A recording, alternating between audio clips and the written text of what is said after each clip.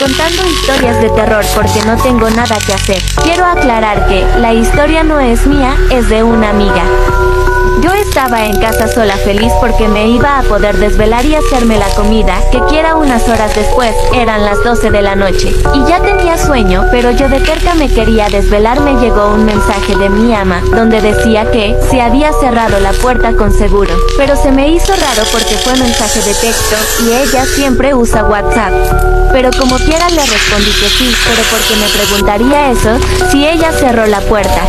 Ya no me respondió y decidí marcarle, pero me decía fuera de servicio y le marqué a mi papá, ya que él estaba con ella y ni siquiera le llegaba. Como ellos se habían ido a una fiesta, ya que mi tío cumplía años, decidí marcarle a mi prima, la hija de mi tío, pero nadie me contestaba. Decidí mejor jugar Roblox. Ya eran las 2:30, pero como mi tío vive a 2 horas de mi casa, mis papás iban a llegar hasta mañana. Tan solo unos minutos después, escucho como se quiebra una ventana y sentí un escalofrío. Me dio miedo, pero más miedo me dio que me iban a regañar a mí, pero me acordé que hay cámaras de seguridad afuera de la casa. Ni en pedo, iba a salir afuera, ya mero eran las 3 AM, mejor decidí dormir, pero cuando ya me había dormido, sentí que me caía. Y reaccioné en mi celular para ver qué horas son, eran las 3 AM, tan solo había dormido unos minutos. Escucho que alguien sube las escaleras y me hice la dormida, ya que si mis papás me veían despierta, me iban a regañar. Escucho cómo se acerca poco a poco, hasta que escucho que se abre la puerta de mi habitación. Sentí que se sentó en mi cama y yo no podía aguantar ya con los ojos cerrados. Después siento que se acuesta, pero me dio mucho miedo, ya que se sentía como mucho vello y no podía aguantar. Entonces de un minuto para el otro, siento que me estoy cayendo. Reaccionó y ya había la luz del sol, pero no pensé, y lo que hice fue correr lo más rápido en las escaleras. Casi me caigo, pero me valía madres, ya que lo único que quería era estar afuera de mi casa.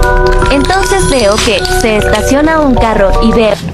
Storytime de terror. Todo empieza con una señora, la cual no tiene dinero para pagar la renta de su casa, por lo cual se le ocurre la idea de vender hamburguesas en la calle, así que ese mismo día se puso a preparar las hamburguesas. Al día siguiente ella fue al lugar donde pondría su puesto. Pasaron minutos, y ahí es donde salgo yo. Para eso yo no había comido desde hace 2 horas, por lo que tenía tanta hambre, así que decidí ir a ver qué vendía la señora. Cuando me acerco vi que la viejita vendía hamburguesas, por lo que no tenía otra opción más que comprarme una. La hamburguesa me supo a gloria, por lo que decidí comprarle otra. Después me fui, y empezó a llegar más gente, y le compraron hamburguesas. Para eso yo en la noche decidí ir de nuevo a ver si estaba la señora para pedirle otra. Ella me dijo que ya no tenía, por lo que yo me decepcioné, y me dijo que tal vez para el día siguiente traía más de esas hamburguesas. Para esto la señora ya no tenía la carne suficiente para las hamburguesas, por lo que decidió ir a la calle y al supermercado a ver si encontraba de esa carne, pero ya no había. Ella desesperada no sabía qué hacer, por lo que cuando iba caminando vio a una niña de la calle. Ella le dijo que si quería que la llevara a su casa. La niña se puso feliz y aceptó. En la casa la señora le dio de comer, pero lo que no sabía la niña es que la señora tramaba algo oscuro, así que casi todas las horas que estuvo ahí le daba de comer.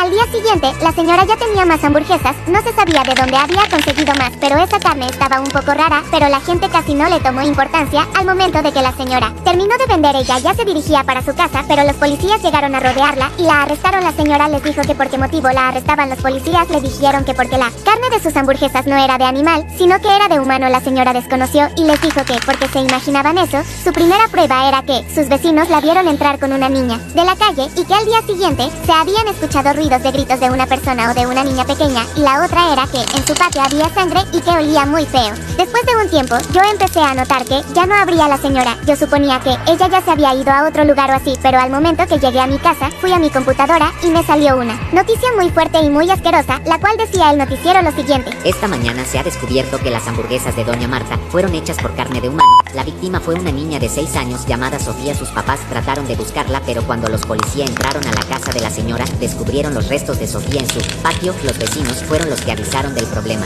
Esta mañana yo estaba llena de náuseas y les mandé la noticia a mis compañeros vecinos de la comunidad y personas que conocía para mantenerlos informados. Mis amigos se pusieron muy mal e incluso algunos les dio un trauma desde ese día. No como cosas de la calle. Todos los años ese mismo día se pide justicia por Sofía y dejamos cosas en su altar. Este caso fue nombrado hamburguesas de niña. ¿Ustedes qué opinan? ¿Les dio miedo? El juego de la llamada. El juego de la llamada o Satoru-kun es un ritual que se utiliza para invocar a un espíritu capaz de responder a todo tipo de preguntas. Este juego tiene sus riesgos y está en tus manos tomar la decisión de jugar o no. Si decides jugar, las instrucciones son sencillas.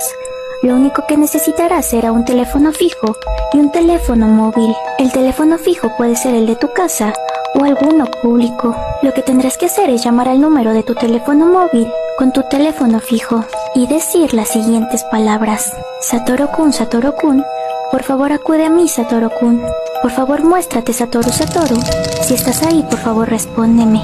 Después de eso tendrás que colgar el teléfono fijo y apagar tu teléfono móvil.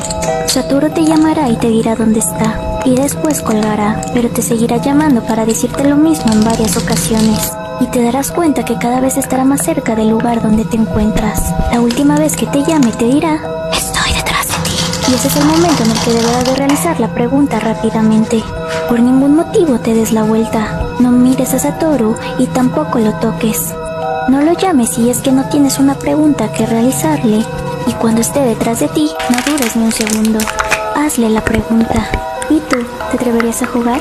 Hola corazoncitos, hoy les voy a contar la historia del teque-teque. Aclaro que sí, eres muy miedoso, no la escuches.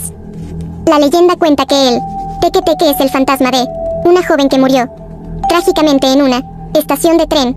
La chica era introvertida y muchos de sus compañeros del colegio eran malvados con ella, por lo que le hacían bromas pesadas, hasta que un día de las bromas se les fue de las manos. Un grupo de amigos decidió colocarle un insecto en el hombro a la chica mientras esperaba el tren para asustarla, y lo lograron. Cuando lo vio, comenzó a saltar para quitárselo y acabó cayendo sobre las vías del tren, que posteriormente la atropelló y descuartizó a la mitad. Los amigos estaban tan ocupados riéndose de su broma que no notaron que el tren se acercaba, y para cuando lo hicieron ya era muy tarde. Los chicos juraron no decirle nada a nadie de lo sucedido e hicieron pública la versión de que, como era una chica rara, no soportó su vida y decidió arrojarse delante del tren cuando pasaba. Pero una noche la joven regresó por su venganza. Los tres amigos iban caminando en la noche cerca del lugar cuando comenzaron a escuchar un sonido demasiado extraño que cada vez parecía estar más cerca. Cuando se dieron la vuelta, allí estaba la chica sin piernas y con sus tropas colgando, que los miraba fijamente. Intentaron huir, pero fue inútil. El fantasma se dispuso a cortarlos por la mitad a los tres amigos con una guadaña y de esa forma dejarlos en mismas condiciones. Desde entonces el fantasma teque-teque ronda estaciones de tren en busca de nuevas víctimas para satisfacer su necesidad de venganza.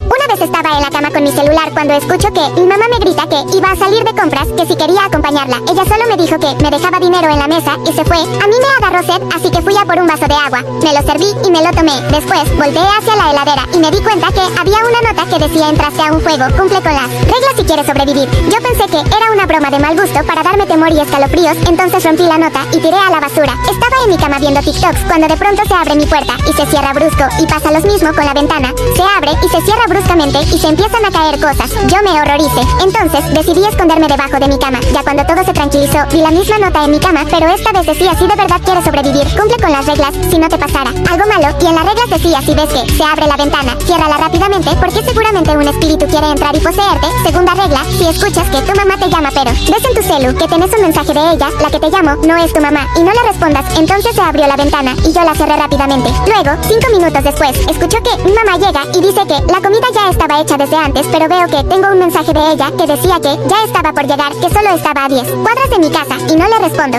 La voz se hacía cada vez más y más gruesa, y escucho que esa cosa se acercaba a mi recámara. Yo me asusto y llamo al 911 y me decían que llegaban en 5 minutos.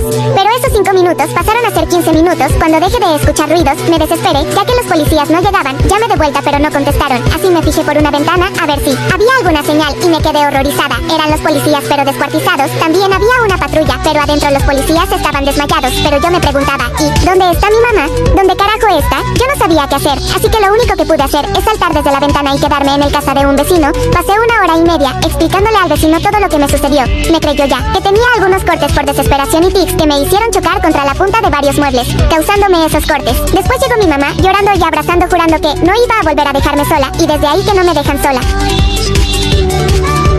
A veces la realidad supera a la ficción. ¿Cuántas películas no existen respecto a la Ouija?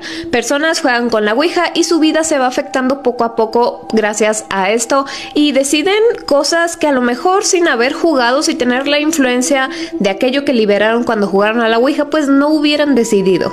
Bueno, este es uno de esos casos. Es un caso bastante fuerte, triste, perturbador.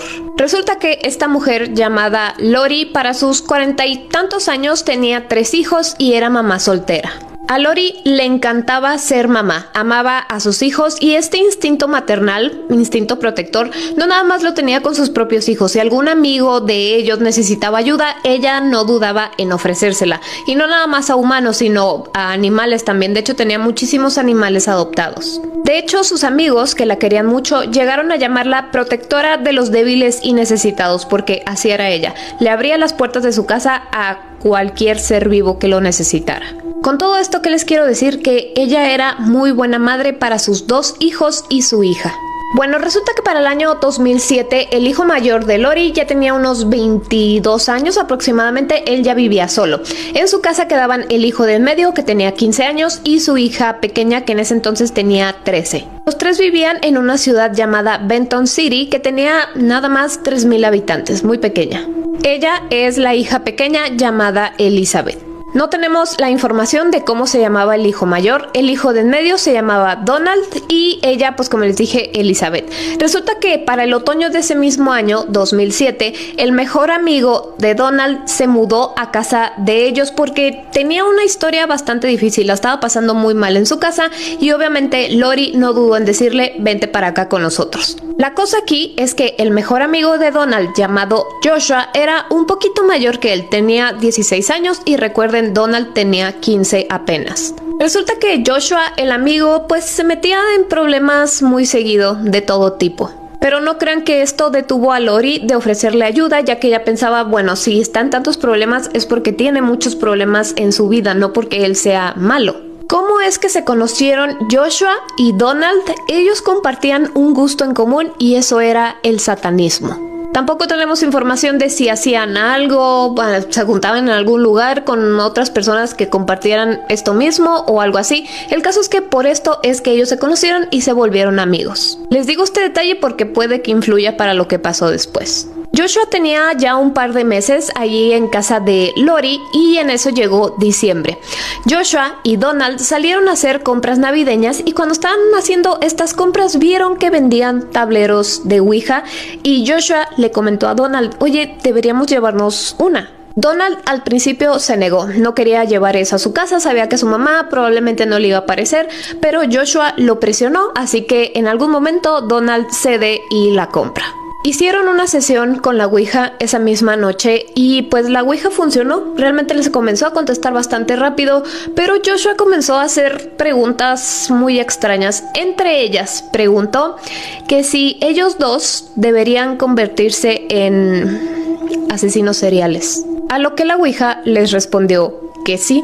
La siguiente pregunta que hicieron fue a quién debían de quitarle la vida primero y la Ouija deletreó la palabra mamá. Joshua dijo que después de esta sesión que tuvieron con la Ouija, él se sentía como poseído porque constantemente hacía comentarios de estas últimas preguntas y él decía que parecía que Satanás estaba hablando a través de él. Otras personas que conocieron a Joshua también dijeron que a partir de que tuvo esta sesión con la Ouija, su comportamiento cambió mucho. Si de por sí él ya era pues un adolescente problemático, con esto era mucho peor. Y además hacía comentarios muy al aire de quererle hacer cosas innombrables a otras personas. También mencionó que le iba a quitar la vida a la familia de Donald. No sé por qué, pero a las personas a las que le hizo este comentario no lo tomaron en cuenta, no les hizo ruido en ningún momento. Para el día 19 de diciembre de ese mismo año, Joshua y Donald estaban pasando el rato con Elizabeth. En eso a Elizabeth le entra una llamada a su celular y se para a contestarla. Cuando hizo esto de pararse de donde estaban todos juntos, Joshua fue hacia la cocina, agarró un cuchillo y atacó a Elizabeth. De una manera terrible, o sea, le quitó la vida en ese mismo momento. Donald, según lo que él mismo dijo, cuando vio todo este acto, lo que hizo fue pues estar en shock, cayó de rodillas y comenzó a gritar, es mi hermana, o sea, ¿qué le hiciste a mi hermana? Sin embargo, Lori estaba en su habitación ahí mismo en la casa, así que entre los dos, Donald y Joshua arrastraron el cuerpo y lo llevaron a otro lugar para que Lori no lo viera. O sea, así como que inocente tampoco era Donald. Trataron de limpiar pues la escena, pero en eso Lori sale de su habitación preguntando en dónde estaba Elizabeth, y en cuanto hace esto, Joshua no se la pensó ni un solo segundo, tomó ese mismo artefacto y atacó ahora a Lori. En medio del ataque, Lori logra llamar al 911, le contestan, pero ella ya no podía hablar debido a que la estaban atacando.